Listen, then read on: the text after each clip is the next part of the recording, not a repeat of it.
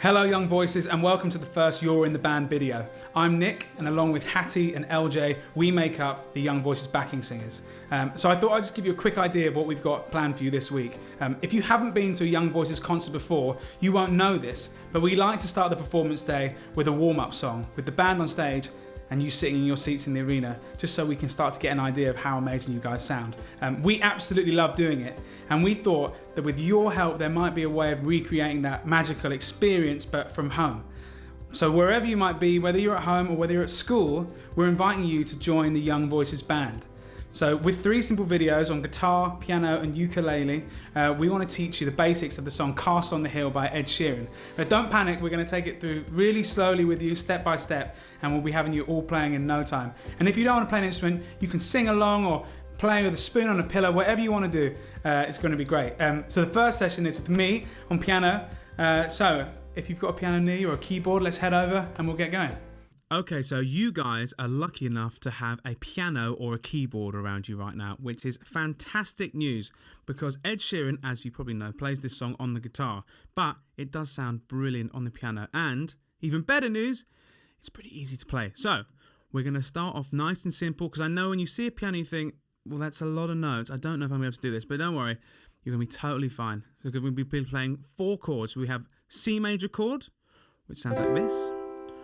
We have F major chord, which sounds like this. A minor sounds like this. And G, that sounds like this. Okay, don't panic. That sounds like a lot of information and a lot of notes. It's totally not. It's very simple. So let's break it down. So the first chord is, of course, our C major.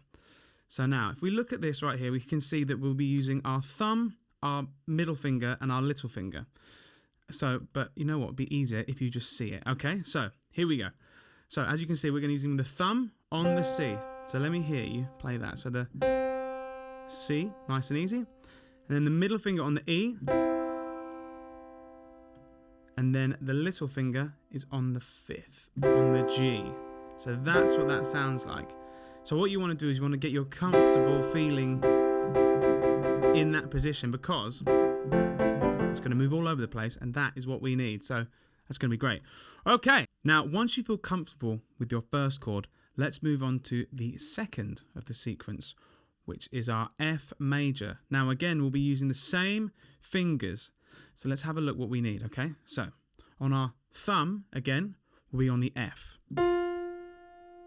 Our middle finger on the A, and our 5th finger on the C. So that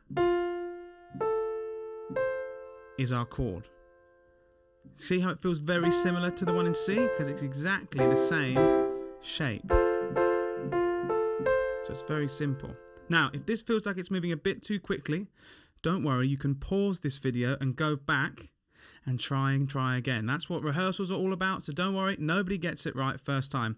And also, we've got plenty of time right now to get this perfect. Okay, should we move on to our third chord? Okay, our third chord is A minor. Now, again, very similar, but sounds quite different. Because it's a minor, it sounds very different. That minor third, as opposed to the major third of the others. Okay, now, let's learn how to play this chord, shall we? Okay, so again, thumb on the A. Our middle finger on the C, which we know already. And our little finger on the E. Right, there we go. Okay, now you guys are so close. We only have one more chord. Our 4th and final chord is G major. Now G major is the same fingers and same shape as all the other chords that we've learned today so far already. We're going to be using our thumb, our middle finger and our 5th finger. So let's have a look at this final chord, shall we? Okay, so with our thumb on the G, our middle finger on the B, and our little finger on the D. So it sounds like that.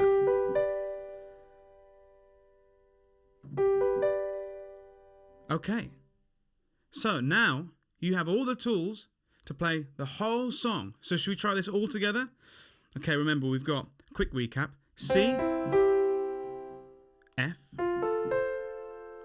A minor, and G major. Okay, guys, we can do this. I'll sing it with you, and we'll play it together for our first proper run-through rehearsal. Okay, here we go, nice and slow. Actually, before we sing the song, if there's anyone else in the room with you, maybe your parents, a teacher, a friend, or some siblings, if you could join me and sing along, that would be absolutely amazing. Okay, guys, are you ready to do this? Thumbs ready? Middle fingers ready? Little fingers ready? Okay, let's do this.